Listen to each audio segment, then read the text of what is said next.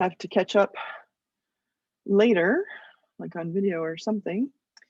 Today we are going to talk about Mary Wollstonecraft's Mary Wollstonecraft's A Vindication of the Rights of Woman, which is a super important historical document as well as piece of literature.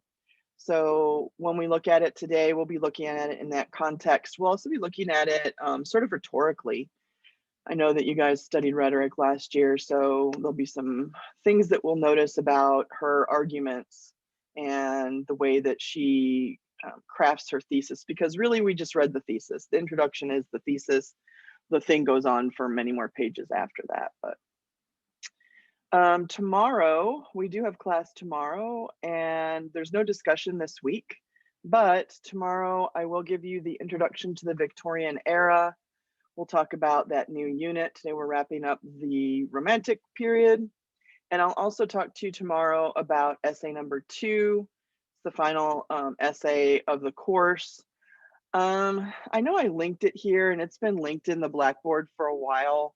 I think I'm gonna go in and change a couple of things. I don't like to do that usually after I've linked it, but I was reading through what they have there and I think there's some ways to make it easier on you to do that essay. The next 4 or 5 weeks are probably jam-packed with assignments and projects and exams and papers for you. So I can't take away the paper, but I think that there's a couple of ways that I can make it a little bit easier. So tonight my homework is to edit that document a little bit and kind of give you more options and a wider topic so that you can find material easier, that kind of thing.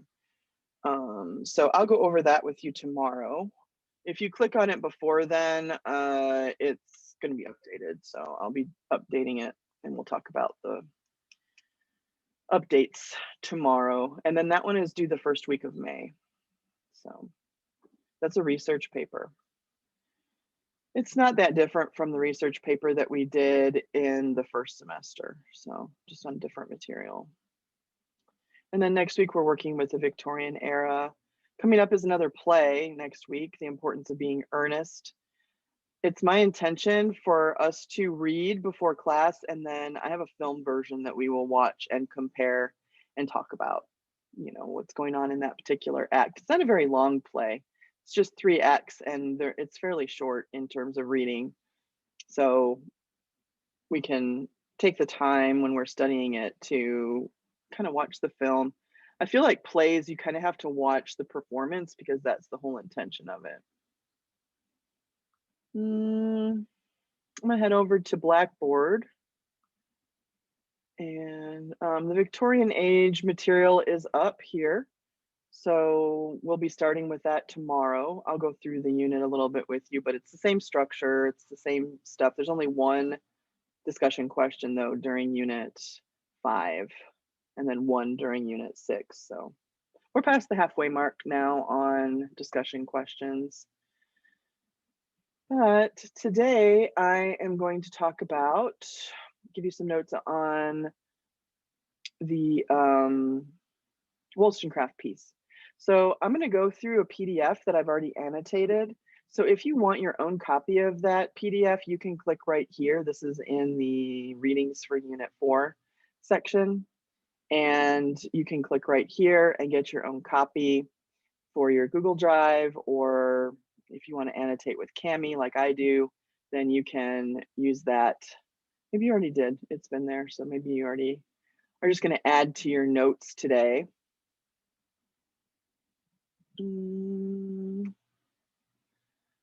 Yesterday, I got a message on formative because there are people who didn't come to class. And so when you go to formative, you just have to ask me something about the material so I can make sure that you're on target with your reading. And somebody asked me a good question that I've been repeating in all the classes today, because if I only answer on formative, then only that one person gets the answer. But the question was, to what extent do I need to study the background material on the different authors? And I think you probably realized from the midterm that the answer to that is not very thoroughly, because there aren't really questions about the author's life, their biography, etc. on the exams. That's true also for the final.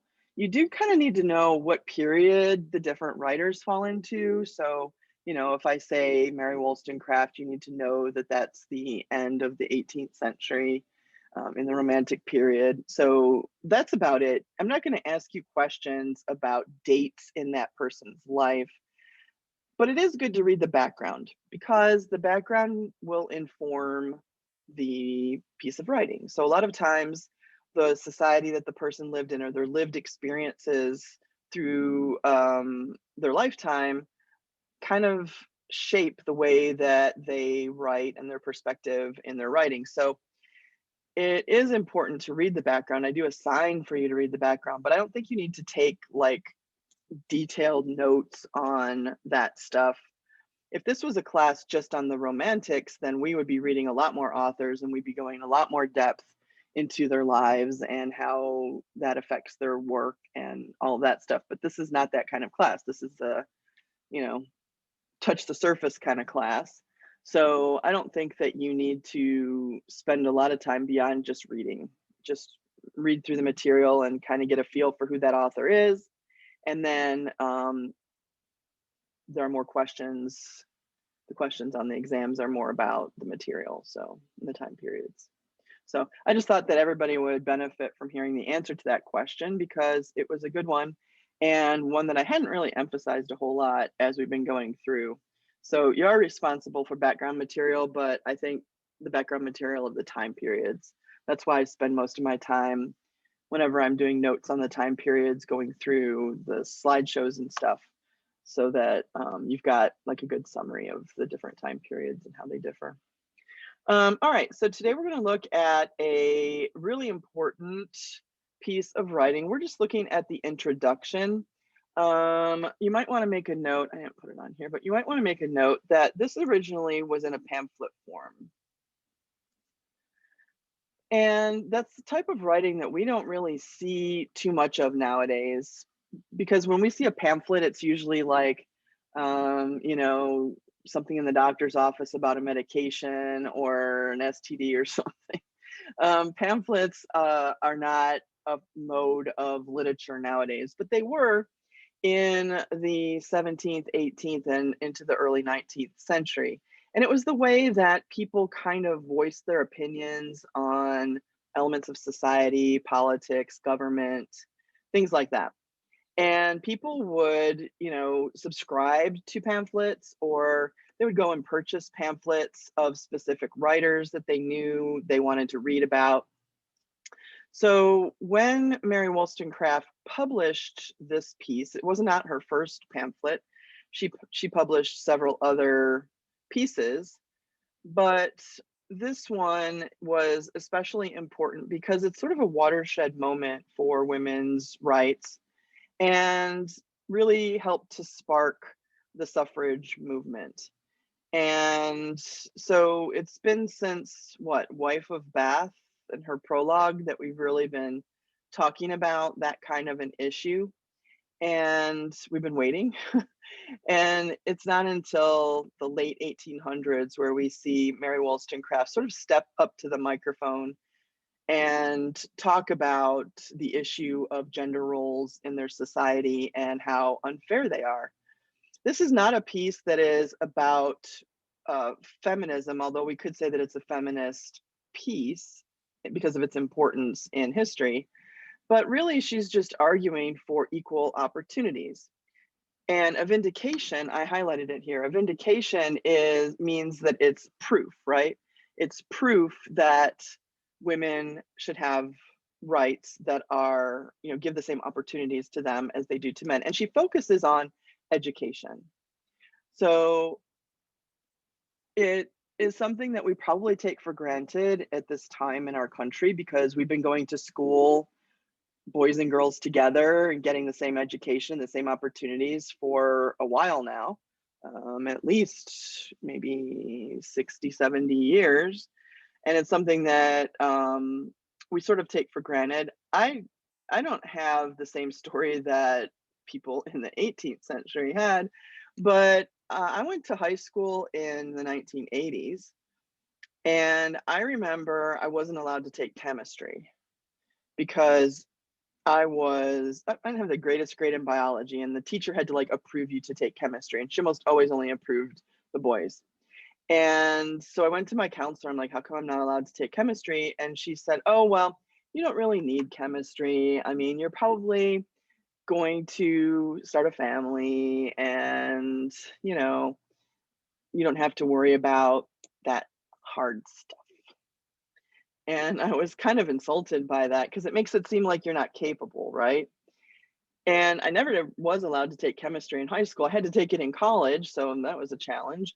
But the idea is that I think maybe there's some lingering gender things all the way through maybe the 1990s, early 2000s, when we really saw an improvement in the acceptance and the expectation of girls in all subjects. There was a focused push on making sure that girls felt like they could do math and science when I started teaching in the 1990s.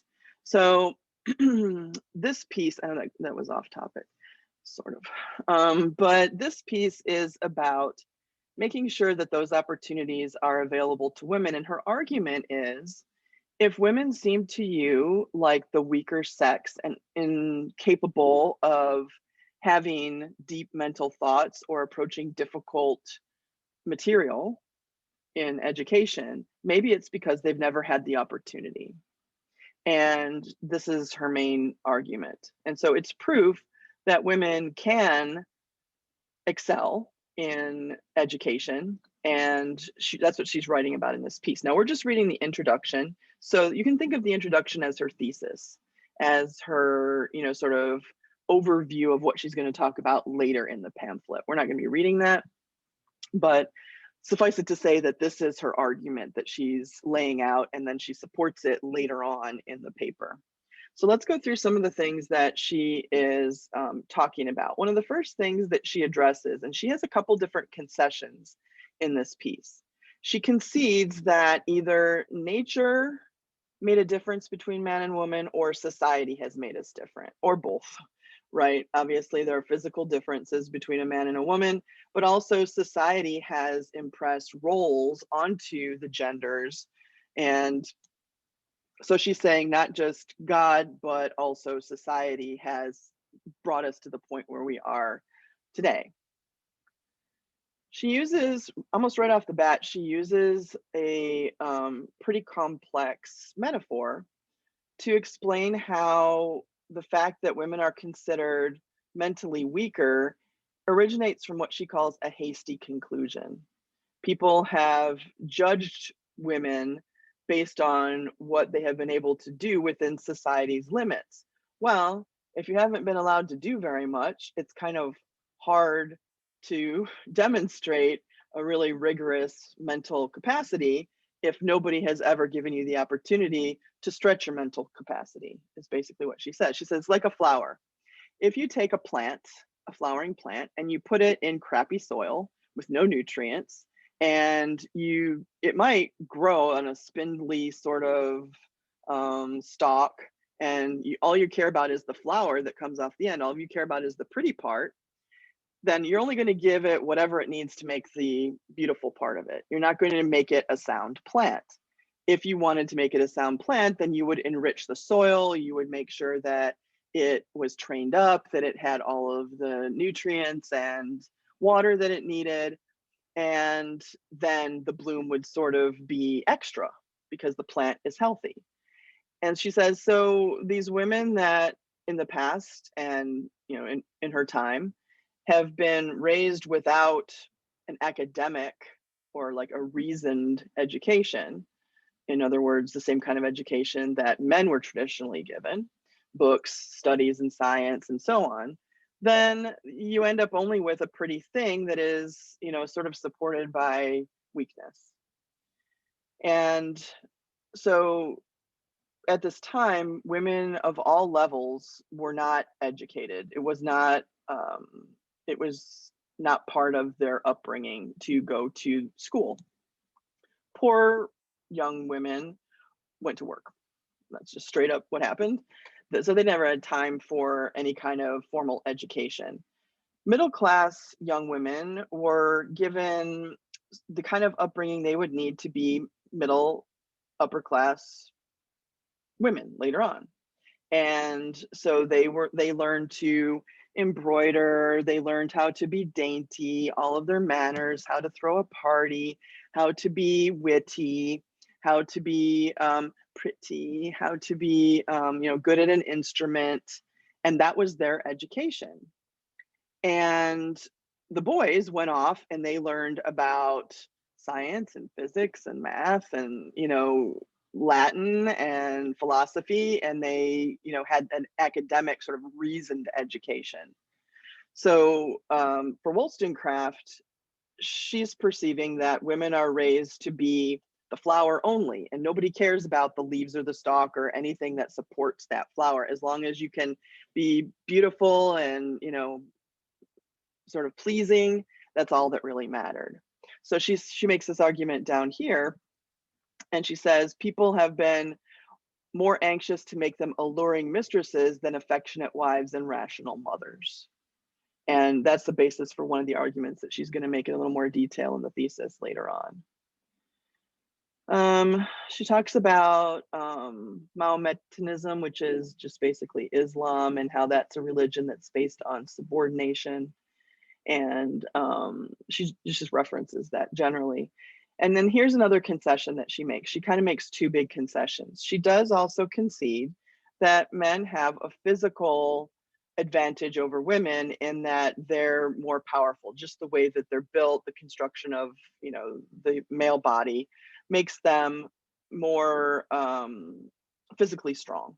And you can't deny that. So she concedes that. But her rebuttal is, you can see she makes a shift right here after that argument. She says, but not content with this natural preeminence, men endeavor to sink us still lower. In other words, if we're already, as women, physically less powerful, why does society seek to make women even less powerful than that by limiting their access to education? And she's just sort of questioning that. One of the arguments has been that women will become too masculine, and she addresses that over here. She says, people say, oh, well, if we give women the same opportunities as men, then we'll just have a bunch of men wandering around everywhere. We won't have any women anymore. We won't be able to go home and have, like a pleasing wife and a dinner on the table and, somebody who laughs at our jokes and all of that stuff. And her response is, it's not about making women more masculine. It's about making all humans have the ability to reach their potential. It's not about blurring the line between female and male, or those gender roles. It's not about blurring that line. It's about giving everybody the same access to knowledge. She also talks about the connotation of the word man. And that's kind of important because I don't think it's something that we think about much anymore, because we are much more conscious of pronouns nowadays. Nowadays, people can select pronouns that they wish to be referred to and things like that. And so she mentions here that the word man has different contexts, right? Sometimes you can say man and mean a male person. And sometimes you can say man and it means all of mankind, all of humanity. And so she's using that as a tool in her rhetoric to say, I'm not talking about man in the sense of a male person. I'm talking about how humanity, all the, human creatures of God should have the same basic opportunities. There's a difference between man and man, depending on how it's used.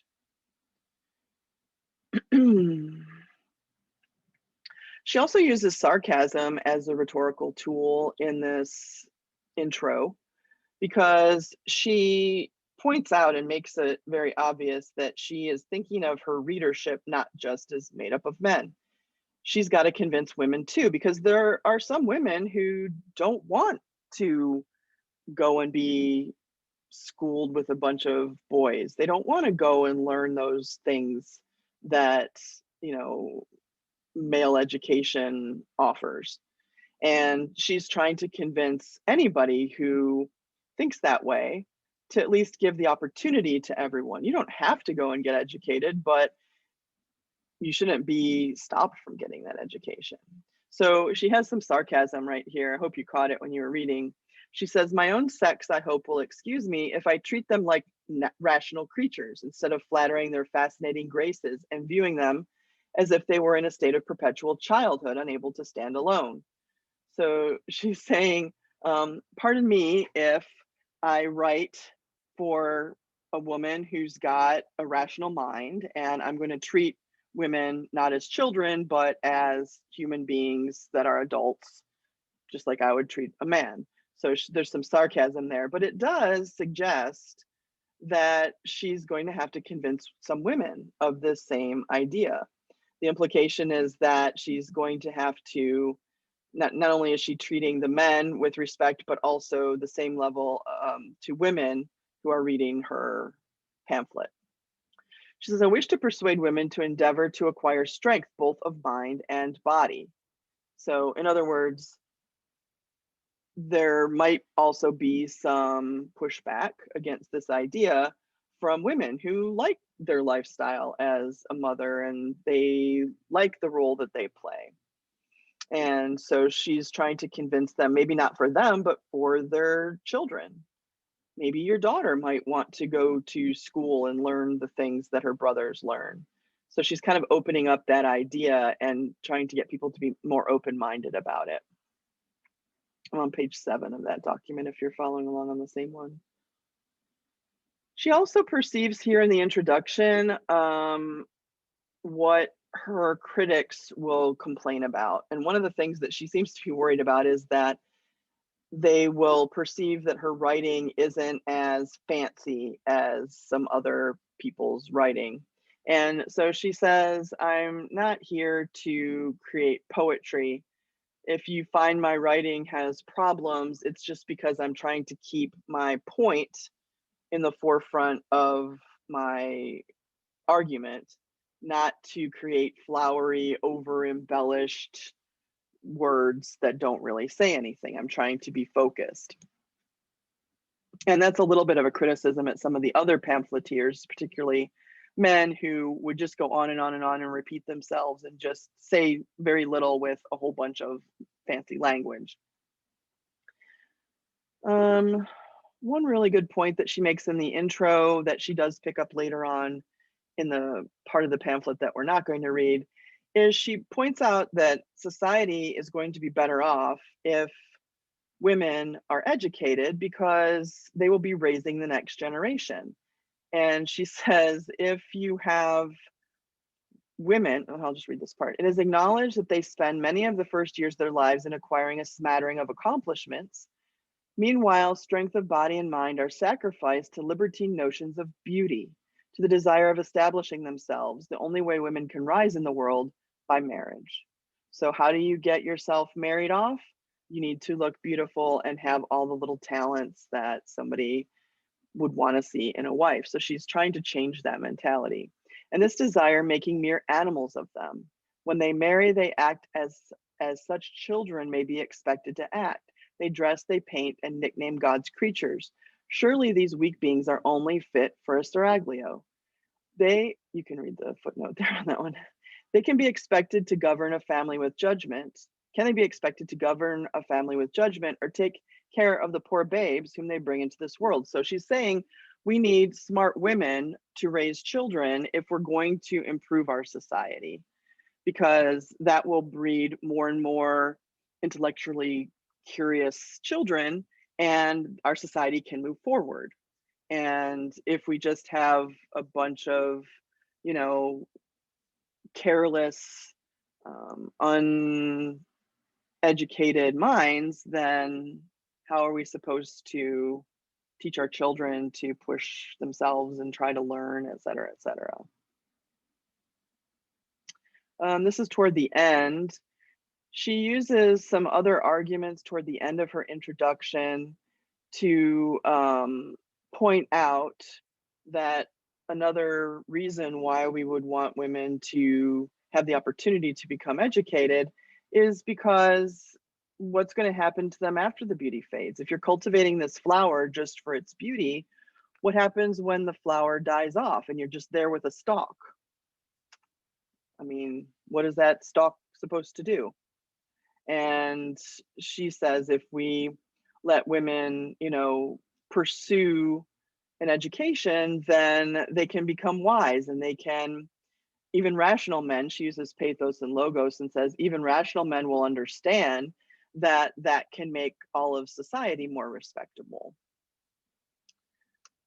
She makes the argument again here, or she picks up on that same argument of compounding women's weakness by not allowing them to enter into um, halls of education. And then she finishes with the idea that maybe in order to sort of break down these gender roles that are limiting for women, maybe men should try to be a little bit more nurturing, a little bit more, take on a slight ideas of the female nature, and the women can therefore try to get the edge. Let's do an experiment, in other words. If that happens and the women don't understand, if they're incapable of learning, then we'll know the truth. But she says that's not going to happen, and that we'll all grow wiser as a society. And so the thesis is then set, and she goes into these other sections in the text. I don't think the whole thing is in your book, but she goes into these other sections where she's talking about those elements in more detail with examples and so on. Is there anything from your reading that you have questions about, or maybe from the study guide? There's a study guide for this piece. Take a minute to look that over, or look at your own notes and see if there's anything else that you want me to talk about a little bit more.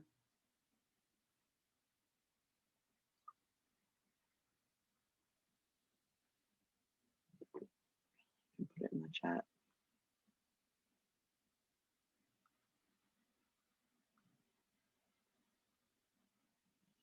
While you're looking that over, just imagine, what if you were a really intelligent woman at the end of the 17th century, right? What if you had the capacity to be just as smart as anybody else, any other man, your brother, your uncle, your dad, but they wouldn't let you go to school? And instead they said, here's an embroidery hoop. And you're like, but no, I want to read Plato. And they're like, no, here's your embroidery hoop. Some women did read, they would have family libraries and things like that where they could read, but they would never have the benefit of hearing somebody talk to them on a topic, hearing a lecture, hearing a learned person speak to, the depths that are possible in whatever it is that they're learning. So they'd have to be self-directed. During the 17th century, wouldn't they also call them like a witch if they were smart? Well, yeah, the Puritans, yeah, if you were reading sometimes, the Puritans specifically, but by this time that we're talking about, the Puritans had already gone over to America, most of them. But yeah, there's witchcraft involved if you're reading. So yeah, that's just a way of keeping women from learning, the same way that slaves weren't allowed to read, right? Like if you teach a slave to read, then they might read that that slavery is unjust. And then we're all screwed. Right. Yeah. Yeah, I mean, there's all kinds of tactics. And I mean, this is also recognize that just because women have the right and young women go to school from, from pre-kindergarten with boys, and we all have access to the same coursework these days and those choices, that's not true all over the world. There are places in the world where women are not allowed to get an education still. Like this article is still relevant, which is really sad and horrific. But there are places where they have to study in secret, and their parents teach them or something like that because the Taliban is controlling who goes to school, or the societal norms don't allow for that, or they're needed at home to look after their younger siblings, and so they just never enroll in school. So there are still a lot of inequities, and I wish I could say that Mary Wollstonecraft's article changed everything for everyone. It just changed everything for some people.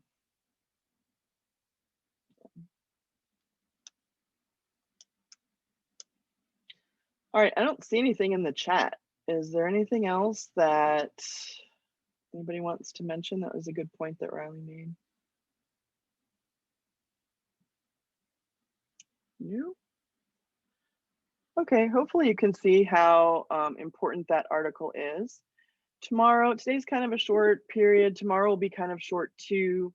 Tomorrow I'll do the overview of the Victorian era, and we'll talk about essay number 2 as well. So I will see you tomorrow. If there aren't any more questions, if you have a question, you can also stick around behind and I will wait in case you have one. Other than that, I hope you have a good day. See you tomorrow. Bye, Miss. Bye.